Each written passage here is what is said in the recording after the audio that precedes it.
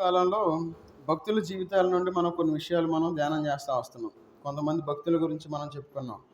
వారి యొక్క జీవితాల నుండి మనం ఏ విధంగా ఈ లోకంలో మనం జీవించాలి అనే విషయాల గురించి మనం కొన్ని విషయాలు నేర్చుకుంటూ వస్తున్నాం.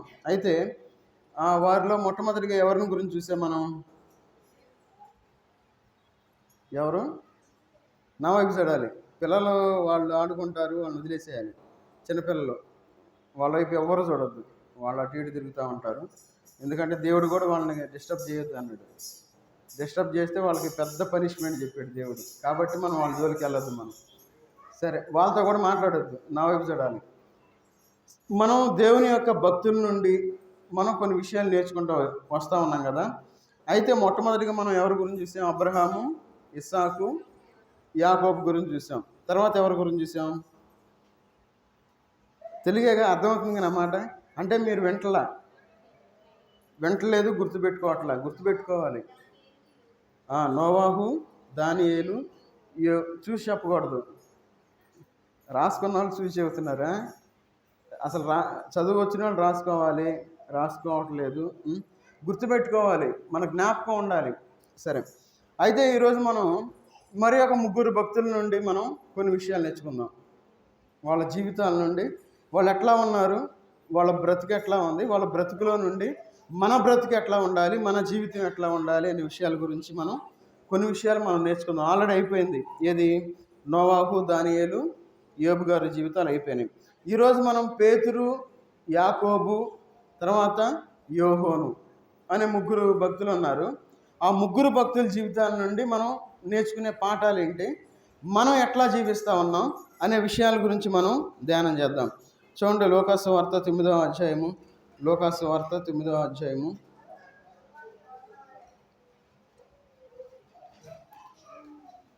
28వ వచనం చదవండి. 9:28.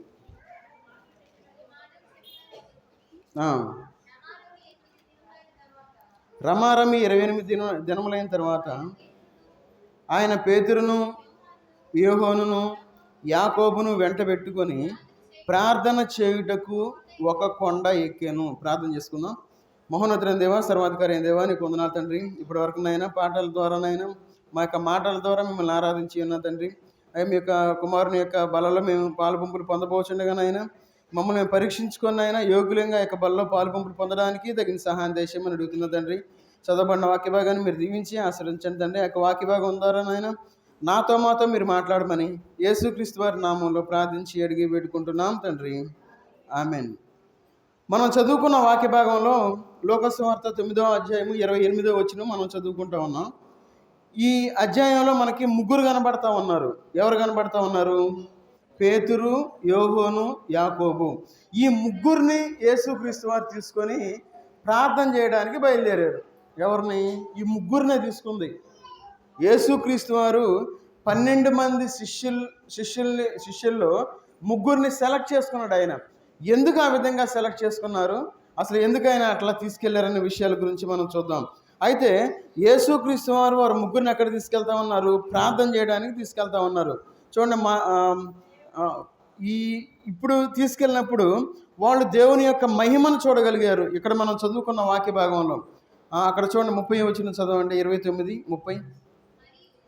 మరియు 29, 30. ఆయన ప్రార్థించుచుండగా ఆయన ముఖరూపము మారెను, ఆయన వస్త్రములు తెల్లనివై దగదగ మెరిసెను. మరియు 2 పురుషులు ఆయనతో మాట్లాడుచుండరి. వారు మోషే, ఏలియా అనువారు. ఇక్కడ దేవుని యొక్క మహిమను చూస్తూ ఉన్నారు. ఎవరు? ఈ ముగ్గురు చూశారు. పేతురు, యోహోను, యాకోబు ముగ్గురు ప్రార్థన చేయటం వల్ల దేవుని మహిమను చూస్తూ ఉన్నారు. మరి మన జీవితంలో మనం ప్రార్థన చేసి దేవుని యొక్క మహిమను మనం చూడగలుగుతూ ఉన్నామా? మనం పరీక్ష చేసుకోవాలి.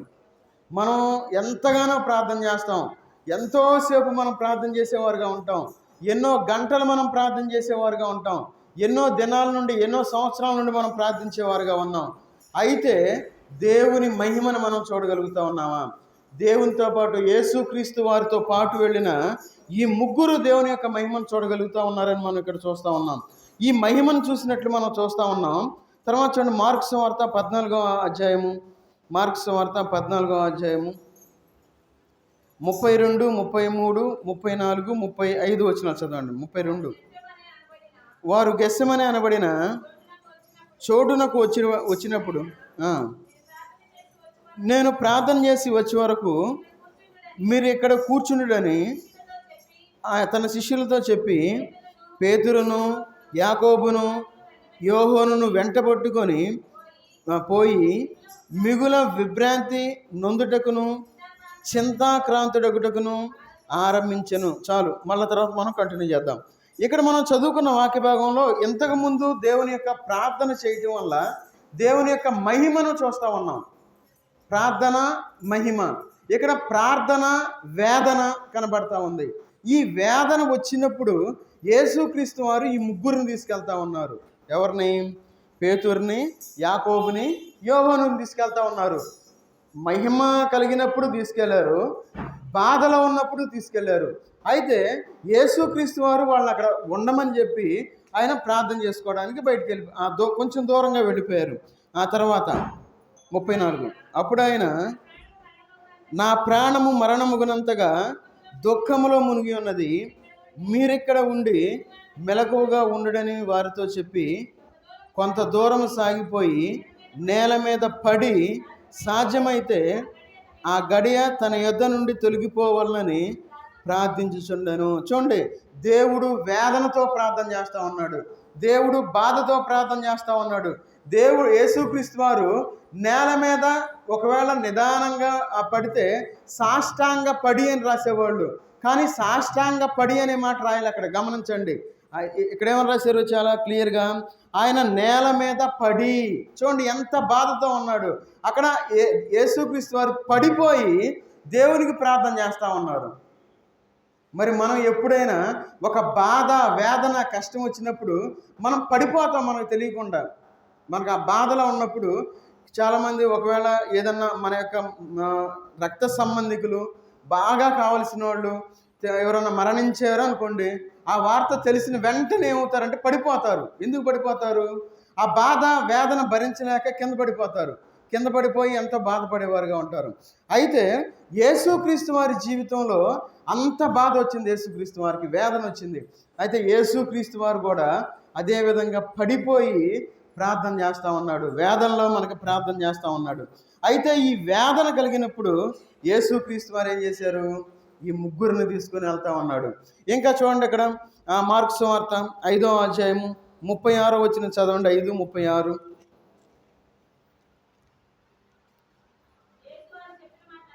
యేసు వారు చెప్పిన మాట లక్ష్య పెట్టక భయపడకము, నమ్మిక మాత్రం ఉంచుమని సమాజ మందిరపు అధికారితో చెప్పి 37వ వచనం. పేతురు,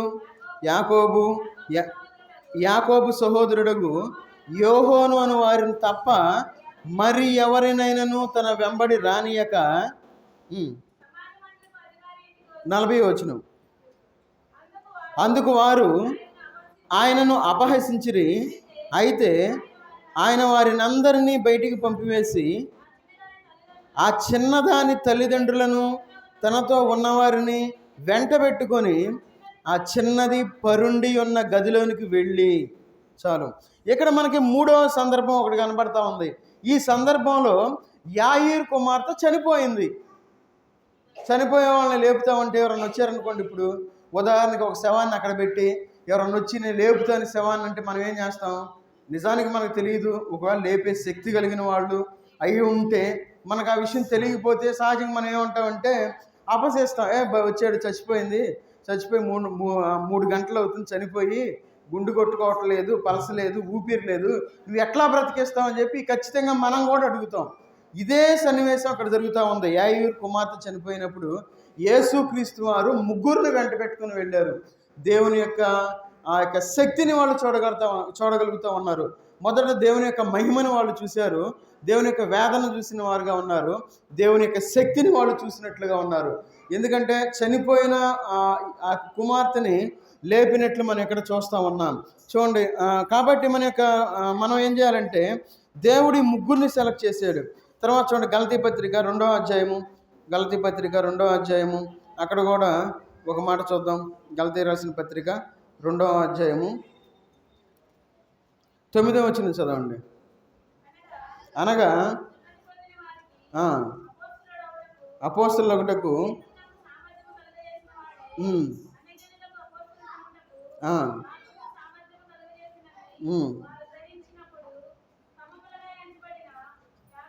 యాకోబు, కేఫా, యోహాను అను వారు. చాలు. ఇక్కడ మనం 3 సందర్భాల్లో మనం చూసాం యేసుక్రీస్తు వారు ముగ్గురిని మూల స్తంభాలుగా ఉంచినట్లు మనం చూస్తూ ఉన్నాం. చూడండి, యేసుక్రీస్తు వారు ఎవరినైతే సెలెక్ట్ చేసుకుంటారో, యేసుక్రీస్తు వారు ఎవరినైతే పిలుచుకుంటాడో, ఆయన యొక్క పనిలో ఉంచుకుంటాడో, చూడండి వాళ్ళు ఒక స్తంభాలుగా చేశారు. ఎక్కడ స్తంభాలు చేసింది? ఆదిమ సంఘము యొక్క స్తంభాలుగా వాళ్ళు నిలబెట్టుకున్నట్లు మనం చూస్తూ ఉన్నాం. మరి మిగతా శిష్యుల సంగతి ఏంటి? మరి మిగతా శిష్యులు తనతో పాటు ఉన్నారుగా. మరి మిగతా శిష్యులను వదిలిపెట్టి ఈ ముగ్గురిని స్తంభాలుగా ఎందుకు పెట్టుకున్నారు? వాళ్ళ జీవితంలో జరిగిన విషయాలు మనం ధ్యానం చేసి మనం ఎట్లా ఉన్నాము, మన జీవితంలో మనం ఏదన్నా మార్పులు చేసుకోవాలనే విషయాలు మనం చూసుకొని ఈరోజు మనం ముందుకు వెళ్దాం. పేతురు గారి దగ్గరకు వద్దాం. పేతురు అంటే మెలకువ అని అర్థం. పేతురు అంటే మెలకువ అని అర్థం. ఈ పేతురు మెలకువకి సాదృశ్యంగా ఉన్నాడు. మరి పేతురు మెలకువకు సాదృశ్యంగా ఉన్నాడు కదా. మరి పేతురు యొక్క జీవితం ఎట్లా ఉందంటే మొదటి నుండి నిద్రపోయే జీవితాన్ని కలిగి ఉన్నాడు. పేతురు ఇంట్రెస్ట్గా లేడు. పేతురు ఏదైనా వాక్యం చెప్పేటప్పుడు నిద్రపోతూ ఉంటాడు. చూడండి, అన్నమాట మనం చూద్దాం బైబిల్లోనే. లోకాసు వార్త 9వ అధ్యాయము, లోకాసు వార్త 9వ అధ్యాయము 32వ వచనం చదవండి. 9:32. పేతురు నిద్ర మత్తుగా ఉండిరి. వారు మేలుకొన్నప్పుడు ఆయన మహిమను ఆయనతో కూడా నిలిచిన ఇద్దరు పురుషులను చూచిరి. ఇక్కడ పేతురు జీవితాన్ని మనం గమనించినట్లయితే పేతురు ఎట్లా ఉన్నాడు? పేతురు అతనితో ఉన్నవారును నిద్ర మత్తుగా ఉండిరి. నిద్రపోయే స్వభావాన్ని కలిగి ఉన్నాడు పేతురు. ఒకవేళ పేతురు అనొచ్చు, దేవుడు మనల్ని నిలబెట్టుకున్నాడు, ఆయన ప్రార్థన చేయమన్నాడు, మనం ప్రార్థన చేయాలి, నిద్ర ఎందుకు వచ్చిందని చెప్పి అంటలా పేతురు గారు. పేతురు ఏం చేస్తూ ఉన్నాడు? నిద్ర మత్తులోనికి వెళ్ళిపోయినట్లుగా ఉన్నాడు. మన ఆత్మీయ జీవితంలో మనం నిద్ర మత్తులోనికి వెళ్ళిపోతూ ఉన్నాం. మనం నిద్ర మత్తు అనేది ఏం చేస్తుందంటే దేవుని దగ్గరికి రానివ్వదు మనల్ని. ఒకవేళ దేవుని దగ్గరికి వచ్చినా ఆ మత్తు మనల్ని దేవుని యొక్క మాట వినకుండా చేస్తుంది. ఆ మత్తు దేవుని యొక్క వాక్యాన్ని మన యొక్క చెవుల్లోకి వెళ్లకుండా చేస్తుంది. ఎందుకంటే మనకి సహజంగా మన ఇంట్లో ఉన్నప్పుడు నిద్ర రాదు, దేవుని మందిరంలోకి వచ్చినప్పుడు బాగా నిద్ర వచ్చింది. అవునా కాదా? నేను చూడాల, నవ్వుతున్నారు కొంతమంది. సరే, ఈ నిద్రమత్తు స్వభావాన్ని కలిగిన వాడు పేతురు. చూడండి, అదే చూడండి, పేతురు నిద్రపోతూ ఉన్నాడు. చూడండి, ఇక్కడ మత్తయి సువార్త 26వ అధ్యాయము, మత్తయి సువార్త 26వ అధ్యాయము 40-41 చదవండి. 26, 40, 41. ఆయన మరలా శిష్యుల వద్దకు వచ్చి వారు నిద్రించుట చూచి, ఒక గడి అయినను నాతో కూడా మేల్కొని ఉండలేరా? మీరు శోధనలో ప్రవేశింపుకున్నట్లు మెలకువగా ఉండి ప్రార్థన చేయుడి. ఆత్మ సిద్ధమే కానీ శరీరము బలహీనమని పేతురుతో చెప్తా ఉన్నాడు. ఎందుకంటే పేతురు నిద్రపోతా ఉన్నాడు. వాళ్ళలో బెస్ట్ ఎవరంటే పేతురు గారు. అందుకే పేతురుతో చెప్తా ఉన్నాడు ఏమని? అయ్యా, నిద్రపోతా ఉన్నారు మీరు, 1 గంట సేపైనా మీరు ప్రార్థన చేయలేరని చెప్పి యేసుక్రీస్తు వారు అడుగుతూ ఉన్నారు. అదే ప్రశ్న మనల్ని దేవుడు అడుగుతూ ఉన్నాడు. మరి మనం ప్రార్థించేవారుగా ఉన్నామా? ప్రార్థన చేస్తూ ఉన్నామా? మెలకువగలిగి ఉన్నామా? లేదంటే పేతురు గారి వల్ల నిద్రపోతూ ఉన్నామా? పరిశీలన చేసుకోవాలి, పరీక్ష చేసుకోవాలి. పరీక్ష చేసుకొని మనం దేవునిలో మనం ముందుకెళ్ళేవారుగా ఉండాలి. అందుకే చూడండి, పేతురు గారు నిద్రపోతూ ఉన్నారు. ఇంకా చూడండి, ఇక్కడ అపోస్తల కార్యాలు 10వ అధ్యాయము 9, 10, 11 వచనాలు చదవండి. అక్కడ ఏం చేస్తున్నారో చూద్దాం. 10వ అధ్యాయము 9, 10, 11. మరునాడు పట్టణంకు సమీపించినప్పుడు పగలు ఇంచుమించు 12 గంటలకు పేతురు ప్రార్థన చేయుటకు మిద్ద మీదకి ఎక్కెను. అతడు మిక్కిలి ఆకలిగొని భోజనము చేయగోరెను. ఇంటివారు సిద్ధము చేయుచుండగా అతడు పరవశుడై ఆకాశము తెరవబడటయు 4 చెంగులు పట్టి దింపబడిన గొప్ప దుప్పటి వంటి ఒక విధమైన పాత్ర భూమి నుండి దిగి వచ్చుటయు చూచెను. పేతురు గారికి ఆకలేస్తూ ఉంది, బాగా ఆకలేస్తూ ఉంది. పేతురు గారికి ఆకలేస్తుంది. టైం మధ్యాహ్నం 12 అయింది. ఏం చేద్దామని వెళ్ళాడు పేతురు? ప్రార్థన చేసుకుందామని వెళ్ళాడు. ఎక్కడికి? మిద్ది మీదకి వెళ్ళాడు. మరి ప్రార్థన చేయవలసిన పేతురు ప్రార్థన చేయకుండా నిద్రపోయాడు. చూడండి, దేవుడు ఎంత ప్రేమ కలిగిన వాడు. అట్లా నిద్రపోయినప్పుడు కూడా దేవుని యొక్క దర్శనాన్ని చూపిస్తూ ఉన్నాడు పేతురికి. చూడండి ఎంత ఆసక్తి కలిగిన వాడు పేతురు. కానీ నిద్ర అనేది మనుషులం కాబట్టి నిద్ర వచ్చేస్తుంది. కానీ పేతురు నిద్రపోయినప్పుడు ఆయన దర్శనం ద్వారా ఆయన మాట్లాడుతూ ఉన్నాడు. మనం దేవునితో మాట్లాడాలి అనే ఆశ మనం కలిగి ఉన్నప్పుడు, దేవునితో మనం మాట్లాడలేకపోయినా దేవుడు మనతో మాట్లాడేవాడుగా ఉన్నాడు. అది మనం అర్థం చేసుకోవాలి. మనకు ఆశే లేదు. ఆశ లేనప్పుడు దేవుడు మనతో ఇంకేం మాట్లాడతాడు? పేతురు ఆశపడ్డాడు, కడుపులో కాలుతా ఉంది, ఆకలేస్తూ ఉంది, ఇంకా రెడీ అవ్వాల. టైం చూస్తే 12 అయింది. ఏం చేయాలనుకుంటా ఉన్నాడు? సరే ప్రార్థన చేసుకుందాం అనుకున్నాడు. పైకి వెళ్ళాడు, ఆశ కలిగి పైకి వెళ్ళాడు. దేవుడు తన యొక్క దర్శనాన్ని చూపిస్తూ ఉన్నాడు నిద్రపోయిన. చూడండి, నిద్రపోయే పేతురుగా ఉన్నాడు పేతురు గారు. మరి మన జీవితంలో అందుకే మెలకువకి సాదృశ్యంగా ఉన్నాడు పేతురు. తన జీవితంలో నిద్రపోతా ఉన్నాడు. చూడండి, అపోస్తల కార్యాలు 12వ అధ్యాయము 6వ వచనం చదవండి. 12:6.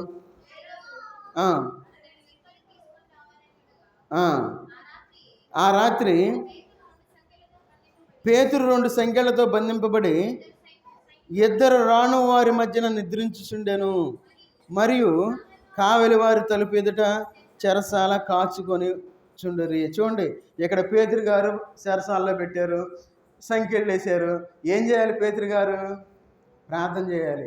ప్రార్థన చేయట్లా. అయ్యా నన్ను విడిపించని ప్రార్థన చేయాలి. ప్రార్థన చేయకుండా సైలెంట్గా నిద్రపోతున్నాడు. మంచిగా నిద్రపోతూ ఉన్నాడు. చూడండి, పేతురు మెలకువగా సాదృశ్యం. ఎందుకంటే నిద్రపోయే పేతురుని మెలకువగలిగిన పేతురుగా చేశాడు. ఆ విషయాలు కూడా మీకు చూపిస్తాను నేను. నిద్రపోయే పేతురుని ఇప్పటి వరకు మనం చూసాం. నిద్రపోతున్నాడు, ఎక్కడైనా నిద్రపోతానే ఉన్నాడు. ఇంకా తర్వాత చూడండి 7వ వచనంలో, ఇదిగో ప్రభువు దూత అతని దగ్గర నిలిచాను. అతడుంచిన అరలో వెలుగు ప్రకాశించెను. దూత పేతురు ప్రక్కను తట్టి త్వరగా లెమ్మని చెప్పి అతడు లేవగా సంకెళ్ళు అతని నుండి పడెను. అప్పుడు దూత అతనితో, నీవు నడుము కట్టుకొని చెప్పులు కొనెను.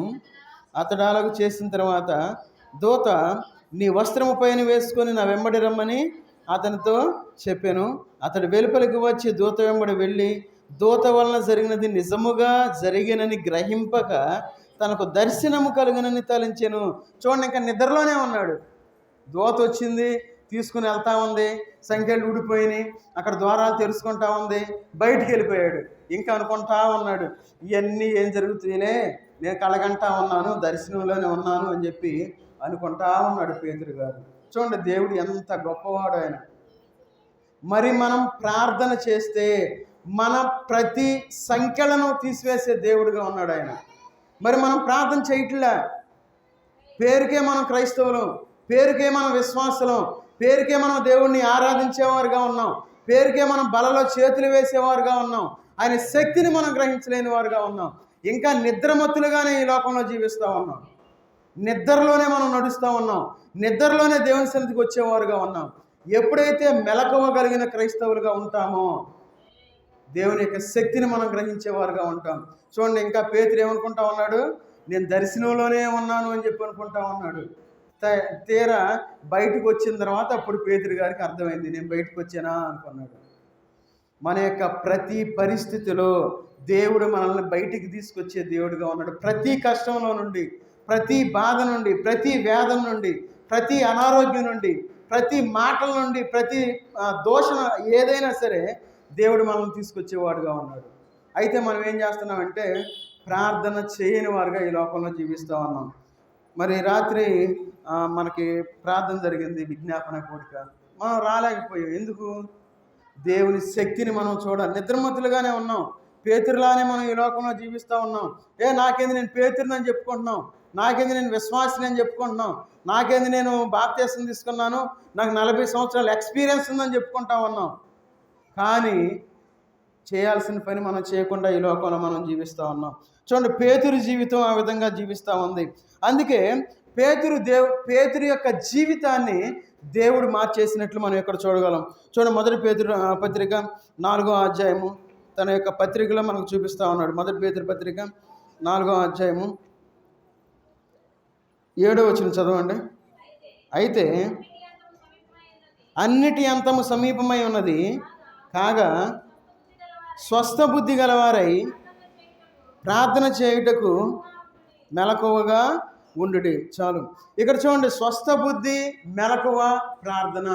ఎందుకు మెలకువగా ఉండుడి అని చెప్తా ఉన్నారంటే, పేతురు గారికి నిద్ర ఎక్కువైంది కాబట్టి మెలకువగా ఉండుడి అనే మాట చెప్తా ఉన్నాడు. యేసుక్రీస్తు వారు పేతురుతో ఉన్నంతకాలం యేసుక్రీస్తు వారిని గుర్తుపట్టలేదు, గుర్తించలా. ఎందుకంటే మెలకువగా ఉండాలనే విషయాన్ని మర్చిపోయాడు. తర్వాత అందుకే పేతురు తన యొక్క పత్రికలో చెప్తా ఉన్నాడు, మెలకువగా ఉండండి, స్వస్థ బుద్ధి కలిగి ఉండండి, ప్రార్థన చేయండి అని. చూడండి, అనుభవంతో చెప్తా ఉన్నాడు.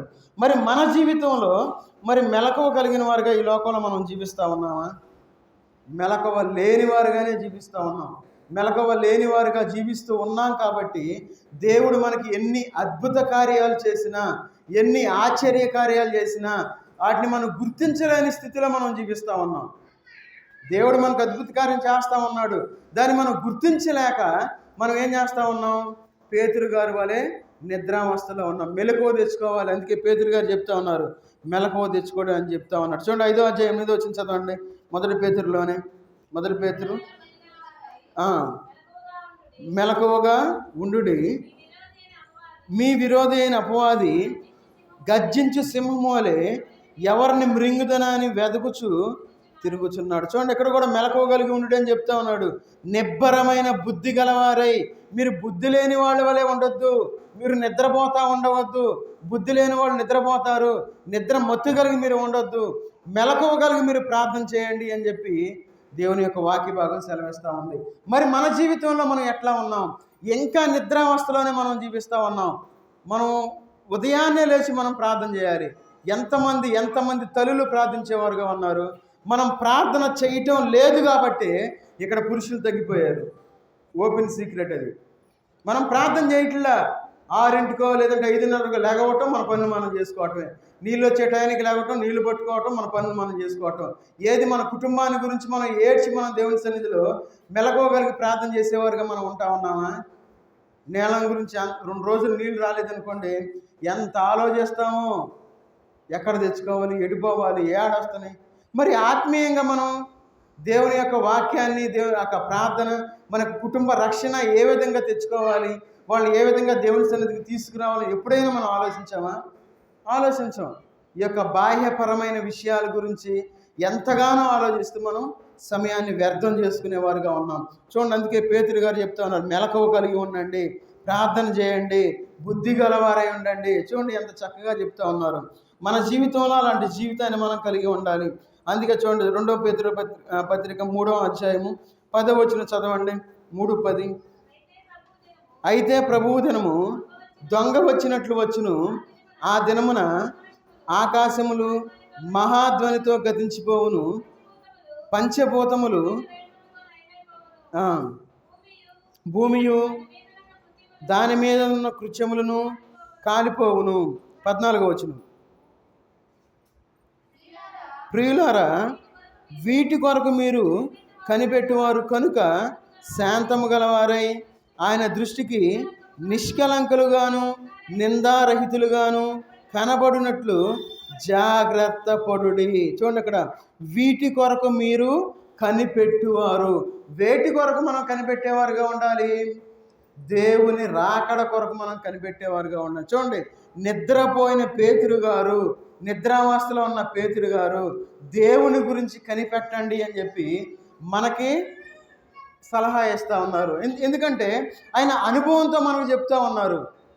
ఆ యొక్క విషయాన్ని మనం గుర్తుపెట్టుకొని మనం ఈ లోకంలో జీవించేవారుగా ఉండాలి. ఎందుకంటే వీటి కొరకు మీరు కనిపెట్టువారు కనుక శాంతము గలవారై ఆయన దృష్టికి నిష్కలంకులుగాను నిందారహితులుగాను కనబడినట్లు జాగ్రత్త పడుడి.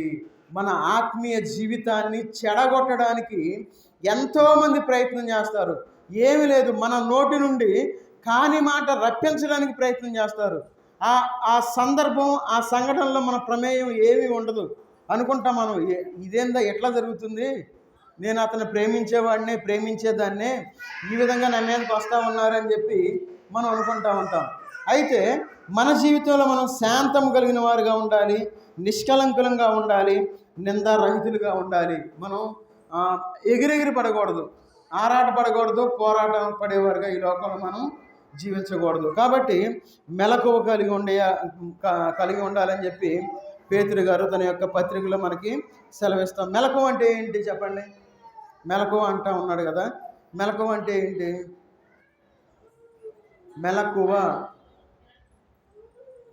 త్వరగా చెప్పాలి. మెలకువ అంటే తెలుగేగా. మెలకువ అంటే అప్రమత్తంగా ఉండాలి మనం. తర్వాత చురుగ్గా ఉండాలి. మెలకువ కలిగిన వాళ్ళు ఏం చేస్తారంటే తొందరగా డెసిషన్ తీసుకోగలుగుతారు, నిర్ణయం తీసుకుంటారు, అప్రమత్తంగా ఉంటారు, ఎప్పుడు ఏం జరుగుతుందా అని. అది మెలకువ అంటే. మెలకువ అంటే నిద్రపోకుండా ఉండడం అని కాదు. మెలకువ లేని వారు ఆటోమేటిక్గా ఏం చేస్తారు, చురుకు లేని వాళ్ళు ఏం చేస్తారు, ఎప్పుడు కూడా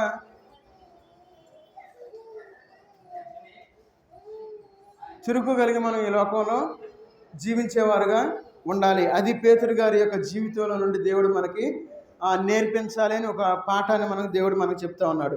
తర్వాత పేతురు గారి తర్వాత ఎవరు? యాకోబు గారు. యాకోబు గారు అనగానే ఎక్కడికి వెళ్ళిపోతారు మీరు?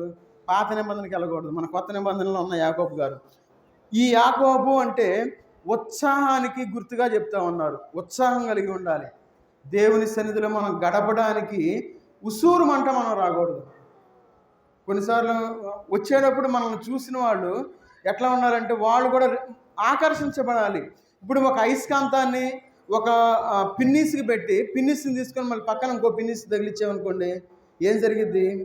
ఆ పిన్నిస్ ఇంకో పిన్నిస్ని లాగిద్ది. ఎందుకు లాగిద్ది? ఆకర్షణ. అది ఈ లోకంలో మనం జీవించేటప్పుడు మనం ఉత్సాహంగా ఉన్నాం అనుకోండి, మనల్ని చూసిన వాళ్ళు ఉత్సాహంగా ఉంటారు. ఒకవేళ మనం నీరసంగా ఉన్నాం అనుకోండి, మనల్ని చూసిన వాళ్ళు కూడా నీరసంగానే ఉంటారు. కాబట్టి మనం ఈ లోకంలో జీవించేటప్పుడు యాకోబు గారి నుండి దేవుడు మనకు నేర్పించాలి అనుకుంటా ఉంది అంటే ఉత్సాహంగా ఉండాలి. ఇతడు ఎవరంటే యోహోను యొక్క సోదరుడు యాకోబు. అంటే ఇక్కడ మనకు కనబడే యాకోబు ఈ 12 మంది శిష్యుల్లో ఒకడు యాకోబు. అది గుర్తుపెట్టుకోవాలి. సరే, ఈ యాకోబు చూడండి, యాకోబు లోకాసు వార్త. ఈ యాకోబు ఎలాంటి పత్రిక రాయల బైబిల్లో. యాకోబు గారు ఎలాంటి పత్రిక రాయల. అయితే బైబిల్లో కొన్ని విషయాలు చూద్దాం యాకోబు గారి గురించి. లోకాసు వార్త 9వ అధ్యాయము. లోకాసు వార్త 9వ అధ్యాయము 51వ వచనం. 9:51. ఆయన పరమునకు చేర్చుకొనబడు దినమున పరిపూర్ణమగుచున్నప్పుడు ఆయన యెరూషలేమునకు వెళ్ళుటకు మనస్సు స్థిరపరచుకొని తనకంటే ముందుగా దూతలను పంపెను. వారు వెళ్ళి ఆయనకు బస సిద్ధము చేయవలనని సమరయుల ఒక గ్రామంలో ప్రవేశించిరు. కానీ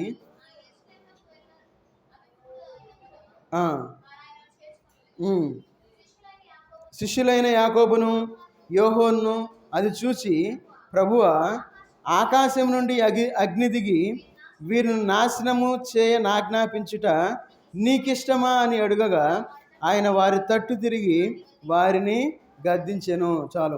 ఇక్కడ చూడండి, ఒక సందర్భం మనకు కనబడతా ఉంది. ఏమని? ఇక్కడ 55వ వచనంలో అంటా ఉన్నాడు. ఏమని? శిష్యులైన యాకోబును యోహోను అది చూసి, ప్రభువా, మేము ఆకాశం నుండి అగ్ని దిగి వీరిని నాశనము ఆజ్ఞాపించుట. అయ్యా, నాశనం చేస్తామని అన్నాడు సింపుల్గా. సహజంగా మనుషుల యొక్క ఆలోచన చూడండి ఎంత యాక్టివ్గా ఉన్నారు. నాశనం చేసేస్తామంటున్నారు. దేవుడు నాశనం చేసేవాడా? దేవుడు మనల్ని ప్రేమించేవాడుగా ఉన్నాడు. కాబట్టి మన యొక్క జీవితంలో మనం ఏం చేయాలి? అందుకన్నాడు చూడండి ఆయన 50వ వచనంలో, అందుకు యేసు, మీరు వారిని అభ్యంతరపరచుకుడి, మీకు విరోధి కానివాడు మీ పక్షమున ఉన్నవాడే అని అతనితో చెప్పాను. ఈ ఉత్సాహంగా అంటే యాక్టివ్గా ఉన్నాడు యాకోబు. నాశనం చేసేద్దాం అంటా ఉన్నాడు. దేవుడైతే వాళ్ళని గద్దిస్తూ ఉన్నాడు. ఇంకా మనం చూసినట్లయితే మార్కు సువార్త 3వ అధ్యాయము 17 వచనం చదవండి. మార్కు సువార్త 3వ అధ్యాయము 17 వచనం. జబదయి కుమారుడగు యాకోబు అతని సహోదరుడగు యోహోను వీరిద్దరికి ఆయన బోయనెర్గేసును పేరు పెట్టాను. బోయనెర్గేసు అనగా ఉరిమేడు వారిని అర్థము. చూడండి, ఇక్కడ ఒక పేరు కూడా పెట్టేశారు, ఉరిమేడు వారు. ఉరుము అనేది ఎంత స్పీడ్గా ఉంటుంది అంటే, ఈ మాట ఎందుకు చెప్తా ఉన్నానంటే ఉత్సాహంగా ఉన్నాడు. ఉరుము మెరుపు అంటా ఉన్నారు. మెరుపు మెరిసిన తర్వాత ఏమైంది? ఉరుము వచ్చింది. ఉరుము వచ్చిన తర్వాత వచ్చిద్దా మెరుపు, లేదా మెరుపు తర్వాత ఉరుము వచ్చిద్దా? ఉరివిన తర్వాత మెరుపు వచ్చిద్దా? మెరుపు తర్వాత ఉరుమా? మెరుపు తర్వాత ఉరుము వచ్చింది. కాబట్టి మన జీవితంలో ఉత్సాహంగా మనం ఉండాలి. చూడండి, పేతురు ఈ యాకోబు గారికి ఉరిమేడు వారు అని చెప్పి ఇక్కడ పేరు పెడతా ఉన్నారు. కాబట్టి మన యొక్క జీవితంలో ఈ ఉరిమేడు వాడు అంటే తొందరపడతా ఉన్నాడు. యేసుక్రీస్తు వారిని అడుగుతూ ఉన్నాడు ఒకసారి సందర్భంలో, ఏమనంటే, అయ్యా నీ కుడి వైపున ఒకళ్ళు ఎడమ వైపున ఒకళ్ళు నీ కూర్చుంటామయ్యా అని అడుగుతూ ఉన్నాడు. చూడండి, అంత తొందర, అన్నిటికీ తొందరే యాకోబు గారికి. చూడండి, మార్కు సువార్త 10వ అధ్యాయము 35 వచనం చదవండి. మార్కు 10:35.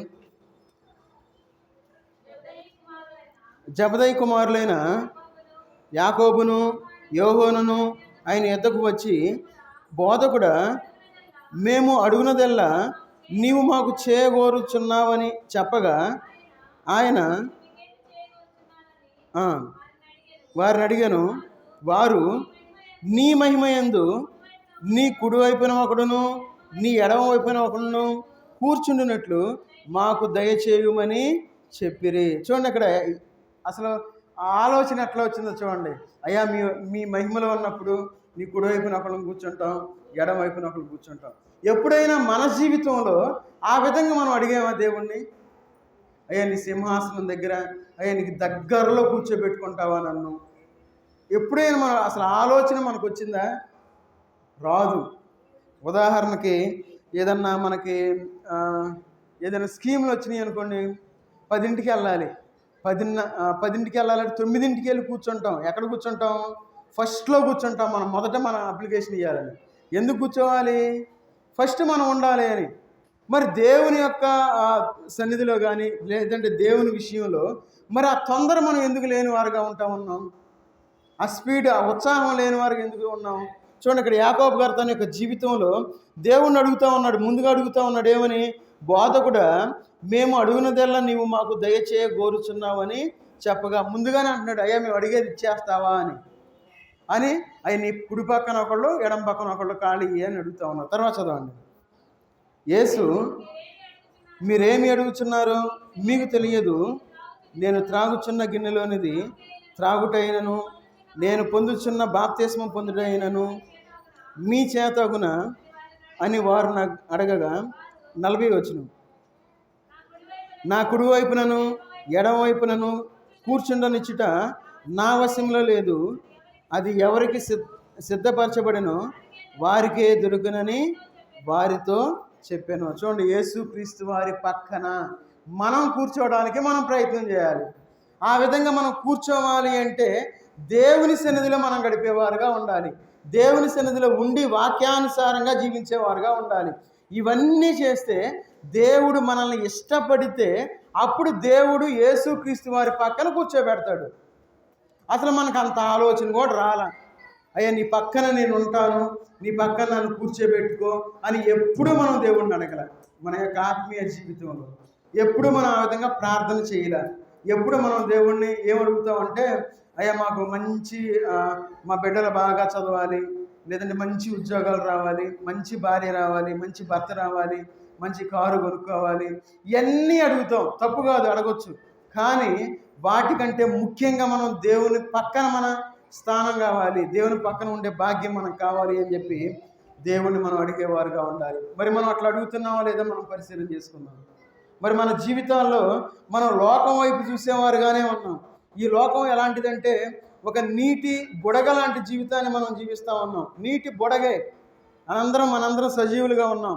రేపు వచ్చే వారం మనందరం ఉంటామో లేదో చెప్పలేం. అయితే ఈ నీటి బుడగ లాంటి జీవితం దేవుని దగ్గర మనం ఉండాలని చెప్పి ఆశపడేవారుగా మనం ఉండాలి. చూడండి, దేవుని పక్కన మనం ఉండాలి అని చెప్పి ఆశపడేవారుగా మనం ఉండాలి. అందుకే చూసుకున్నట్లయితే ఈ యాకోబు గారికి దేవుడు ఒక గొప్ప భాగ్యాన్ని ఇచ్చాడు. ఏందో చెప్పండి? గొప్ప భాగ్యాన్ని ఇచ్చాడు దేవుడు. ఏంటది? నా వైపు చూడాలి, నా వైపే చూడాలి. దేవుడు యాకోబు గారికి ఒక గొప్ప భాగ్యం చూపిస్తా, బైబిల్లో చూపిస్తా. చూడండి, అపోస్తుల కార్యాలు 12వ అధ్యాయము, అపోస్తుల కార్యాలు 12వ అధ్యాయము 1, 2, 3 వచనాలు చదవండి. ఆ కాలమందు రాజైన హేరోదు సంగపు వారిలో కొందరిని బాధ పెట్టుటకు బలాత్కారముగా పట్టుకొని యోహోను సహోదరుడైన యాకోబును ఖడ్గముతో చంపించెను. చాలు. యాకోబు మొట్టమొదటి హతసాక్షి ఎవరంటే ఎవరు? ఖడ్గంతో చంపబడిన హతసాక్షి యాకోబు గారు. చూడండి ఎలాంటి ధన్యతనిచ్చాడు దేవుడు. తొందరపడేవాడుగా ఉన్నాడు యాకోబు. తొందరగా దేవునికి హతసాక్షిగా ఈ దేవుని దగ్గరికి వెళ్ళిపోయాడు. చూడండి, మన జీవితంలో మనం తొందర కలిగి ఉండాలి, మెలకువ కలిగి ఉండాలి అనేది నేర్పించడం కోసం ఇక్కడ ఆ ముగ్గురులో యాకోబు గారిని కూడా తీసుకొని వెళ్తూ ఉన్నారు. చూడండి, అక్కడ మొదటి హతసాక్షి హతసాక్షిగా అయ్యాడు. ఇక్కడ ఎవరు? యాకోబు గారు. చూడండి, అంత ధన్యత అది. ఎందుకంటే దేవుని కోసం శ్రమపడే అవకాశాన్ని పొందాడు యాకోబు. దేవుని కోసం ప్రాణాన్ని ఇచ్చే ధన్యత అది. దేవుని కోసం ప్రాణం ఇవ్వటం అంటే అది సామాన్యమైన విషయం కాదు. ఎందుకంటే దేవుని కోసం మనం సమయాన్నే ఇవ్వలేకపోతా ఉన్నాం. దేవుని సన్నిధిలో మనం కూర్చోలేకపోతా ఉన్నాం. విజ్ఞాపన గుడికి కూడా మనం రాలేకపోతా ఉన్నాం. సమయాన్ని ఇవ్వలేని వాళ్ళం మనం ప్రాణాన్ని ఇస్తాం. అది ఇంపాసిబుల్. అది అయితే యాకోబు తన యొక్క జీవితంలో తన యొక్క ప్రాణాన్ని ఇచ్చినట్లు మనం చూస్తూ ఉన్నాం. కాబట్టి మన యొక్క జీవితంలో మనం ఏం చేయాలంటే దేవుని యందు మనం అందుకే చూడండి, రోమపత్రిక 12వ అధ్యాయము, రోమిలికి రాసిన పత్రిక 12వ అధ్యాయము 11, 12 వచనాలు చదవండి. ఆసక్తి విషయంలో మందులుగాక ఆత్మయందు తీవ్రత గలవారై ప్రభువుని సేవించుడి, నిరీక్షణ గలవారై సంతోషించుచు, శ్రమయందు ఓర్పు గలవారై ప్రార్థనయందు పట్టుదల కలిగి ఉండుడి. చూడండి, ఇక్కడ ఆసక్తి విషయములలో మందులు కాక. మనందరం అక్కడ ఆగిపోయాం. కామా ఉంది, మందులు కాక కామ పెట్టారుగా, ఆ కామ దగ్గర ఆగిపోయాం మనందరం. అందుకన్నాడు తర్వాత ఏమన్నాడు? ఆత్మయందు తీవ్రత గలవారై. మనందరం ఆత్మలో తీవ్రత కలిగిన వారుగా జీవిద్దాం. ఎక్కడుండి అయినా తీవ్రత ఏం చేసిద్దంటే మళ్ళీ ముందుకు నెట్టేసిద్ది. నువ్వు దేవుని సన్నిధికి వెళ్ళు, దేవుని సన్నిధిలో గడుపు, ప్రార్థన చేయి, ఆరాధన చేయి, విజ్ఞాపన చేయి అని చెప్పి ఆ యొక్క తీవ్రత అనేది ముందుకు నెట్టేదిగా ఉంటుంది. మరి మన జీవితంలో అలాంటి తీవ్రతను మనం కలిగి ఉన్నామా? లేము. పరిశీలన చేసుకోవాలి, పరీక్ష చేసుకోవాలి. ఆ విధంగా మనం పరిశీలన చేసుకొని మనం ముందుకు వెళ్ళి. అందుకంటే ఇక్కడ శ్రమయందు ఓర్పు గలవారై. యాకోబు గారిని చంపేశారు. అయితే ఓర్పు కలిగి ఉండి దేవునికి తన యొక్క ప్రాణాన్ని అర్పించిన వాడుగా ఉన్నాడు. మన జీవితంలో యాకోబు ఏ విధంగా అయితే జీవించాడో అదేవిధంగా మన యొక్క జీవితంలో మనం ప్రార్థన యందు ఆత్మయందు తీవ్రత కలిగి జీవిద్దాం. చివరగా మూడవదిగా యోహాను గారి గురించి చూద్దాం. ఈ యోహాను గారు ఎవరంటే లేఖనానుసారుడు, స్క్రిప్చర్నెస్ అని మనం చెప్పుకోవచ్చు.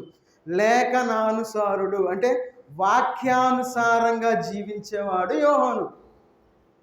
అందుకే యోహాను గారిని ముగ్గురులో యోహాను ఒకళ్ళు అనమాట. అందుకే చూడండి, యోహాను గారు దేవునితో ఆనుకున్నాడు. ఎందుకంటే యోహానుకు తెలుసు ఏదంటే యేసుక్రీస్తు వారి యొక్క హృదయ స్పందన ఏ విధంగా ఉంటుందో యోహాను గారికి తెలుసు. ఎందుకంటే యోహాను ఏం చేశాడు? దేవుణ్ణి ఆనుకొని జీవించిన వ్యక్తిగా ఉన్నాడు. మరి మనం దేవునిని ఆనుకొని జీవిస్తూ ఉన్నామా? ఎంత ఆనుకుంటున్నాం? చూడండి, దేవుణ్ణి ఆనుకున్నప్పుడు ఉదాహరణకి యోహాను గారు వచ్చి యేసుక్రీస్తు వారిని ఇట్లా ఆనుకున్నాడు అనుకోండి. యేసుక్రీస్తు వారిని ఆనుకున్నప్పుడు యేసుక్రీస్తు వారి యొక్క హృదయ స్పందన ఏ విధంగా ఉంటుందో ఆ యొక్క స్పందన గ్రహించగలిగిన వాడుగా ఉన్నాడు యోహాను గారు. మరి మనం దేవునితో మనం ఎంత హత్తుకొని జీవిస్తూ ఉన్నాం? మనం దేవునితో ఎంత దగ్గరగా ఉన్నాం, మనం దేవుని నుండి దూరంగా వెళ్ళిపోయాం. దేవునికి మనకి ఎంతో గ్యాప్ వచ్చేసింది. మనం దేవునికి దగ్గరగా రావాల్సిన మనము, దేవుణ్ణి హత్తుకోవాల్సిన మనము, దేవుని యొక్క హృదయాన్ని తెలుసుకోవాల్సిన మనము దేవుని నుండి దూరంగా వెళ్ళిపోయాం. అంతే జీవిస్తూ ఉన్నాం. కాబట్టి ఇక మధ్యాహ్న కాల సమయంలో యోహోను ఏ విధంగా అయితే జీవించాడో మనం కూడా దేవుని యొక్క చిత్తానుసారంగా మనం జీవించాలి. ఒక వచనాన్ని ఒక భాగాన్ని మనం చూసుకొని ముగించుకుందాం. చూడండి, మొదటి యోహోను పత్రిక 5వ అధ్యాయము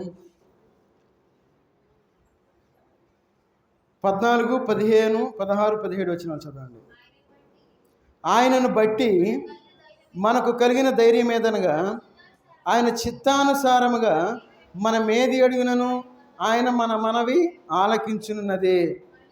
మనమేది అడుగునను ఆయన మన మనవి ఆలకించునని మన మెరిగిన ఎడల మనం ఆయనను వేడుకొన్నవి మనకు కలిగినవని ఎరుగుదుము. తన సహోదరుడు మరణము కాని పాపము చేయగా ఎవడైనను చూచిన ఎడల అతడు వేడుకొనును. అతను బట్టి దేవుడు మరణకరము కాని పాపము చేసిన వానికి జీవము దయచేసిన. చాలు. చూడండి, అక్కడ దేవుని యొక్క వాక్యానుసారంగా ఉండాలి. ఎందుకంటున్నాడు ఆయన చిత్తానుసారముగా మనం ఏది అడుగునను ఆయన మనవి ఆలకించును. ఆయన చిత్తానుసారంగా, అదే లేఖనానుసారము, చిత్తానుసారం మనం నడుచుకునేవారుగా ఉండాలి. మరి మన జీవితంలో ఎట్లా జీవిస్తూ ఉన్నాం? ఈ లోకంలో ఇంకా మనం చూసుకున్నట్లయితే ఈ యోహోను పత్రికల్లో చాలా విషయాలు చెప్తారు. మీరు చదవండి, ఇంటికి వెళ్ళిన తర్వాత మొదటి యోహోను, 2వ యోహోను, 3వ యోహోను 3 చదవండి. చాలా క్లియర్గా వాక్యానుసారంగా మనం ఎట్లా జీవించాలి అనే విషయాల గురించి చాలా స్పష్టంగా అక్కడ రాయబడి ఉంది. ఎందుకంటే యోహోను గారు దేవుణ్ణి హత్తుకున్నవాడుగా ఉన్నాడు. కాబట్టి మన యొక్క ఆత్మీయ జీవితంలో ఈరోజు మనం ముగ్గురుని చూసాం: పేతురు, యాకోబు, యోహోను. పేతురు గారంటే దేనికి సాదృశ్యంగా ఉన్నాడు? మెలకువగలిగిన వాడుగా ఉన్నాడు. మరి మనం ఎంత మెలకువగలిగి జీవిస్తూ ఉన్నాం? తర్వాత యాకోబు గారు ఉత్సాహం కలిగిన వాడుగా ఉన్నాడు. మనం ఎంత ఉత్సాహంగా ఉన్నాం? తర్వాత యోహోను గారు లేఖనానుసారుడుగా ఉన్నాడు. మరి మనం ఎంత వాక్యానుసారంగా ఈ లోకంలో జీవిస్తూ ఉన్నాం?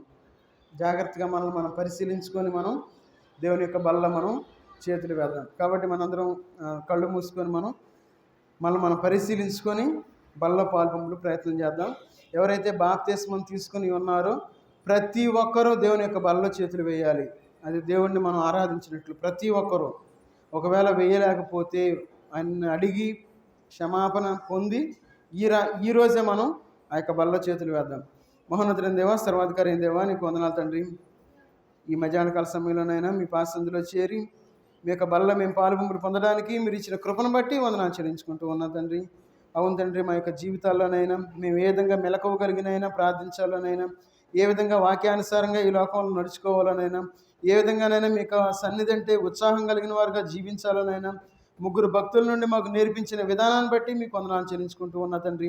అవునైనా మా జీవితంలో అలాంటి జీవితాన్ని జీవించకుండా ఇంకా నిద్రమత్తులుగా జీవిస్తూ ఉంటే నేను క్షమించమని అడుగుతున్నా తండ్రి. మేమందరం అత్యాసక్తితోనైనా మీ యొక్క సన్నిధిలో ప్రార్థించేవారుగానైనా మెలకువ కలిగిన వారుగా ఉండడానికి తగిన సహాయం దయచేయమని అడుగుతున్నా తండ్రి. ప్రతి విషయంలో మీకు సహాయం దయచేయమని అడుగుతున్నా తండ్రి. ఇంకా నైనా మీకు బల్ల మేము పాలుపొంపులు పొందబోచుండగానైనా మమ్మల్ని మేము పరీక్షించుకున్నైనా యోగ్యులుగా బల్ల పాలుపొంపులు పొందలాగిన తగిన సహాయం దయచేయమని యేసుక్రీస్తు వారి నామంలో ప్రార్థించి అడిగి వేడుకుంటున్నాం తండ్రి. ఆమేన్.